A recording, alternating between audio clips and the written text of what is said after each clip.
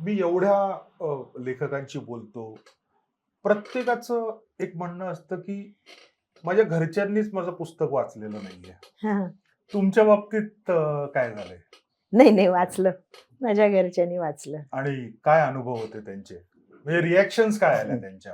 माझ्या घरच्यांनी आणि मैत्रिणींनी असं म्हणेन मी, त्याच्यात ते पण आले.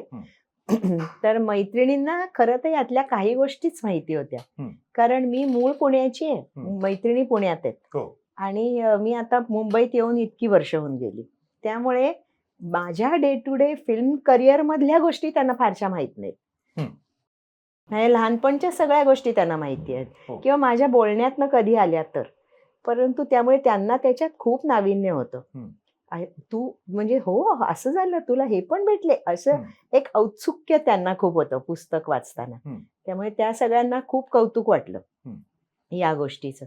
आणि इकडचे जे नातेवाईक मुंबईतले, त्यांच्या बरोबरच मी राहत असल्यामुळे किंवा येणं जाणं असल्यामुळे त्यांना यातल्या खूप गोष्टी माहिती होत्या. पण तरीही त्यांना असं वाटलं की भाषा चांगली आहे, the way you have put it हे जास्त छान आहे, किंवा त्याच्या मागची भावना खूप छान आहे, हे लिहिण्यामागची भावना.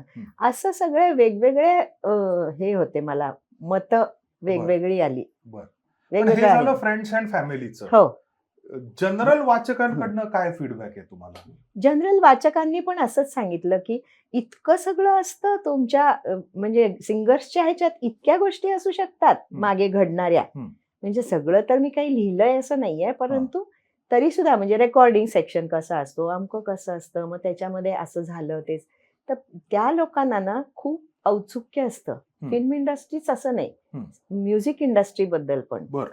कारण त्यांना प्रॉडक्ट माहित असतो, हे गाणं, त्या गाण्याच्या मागे कोण होतं, म्युझिक डायरेक्टर कोण होते, किंवा काय घडलं, त्याच्या आधी काय घडलं, तुला कसं सिलेक्ट केलं, असं जे असतं ना, त्या कथांना लोकांना इंटरेस्ट असतो आणि ते त्यांना खूप आवडलं.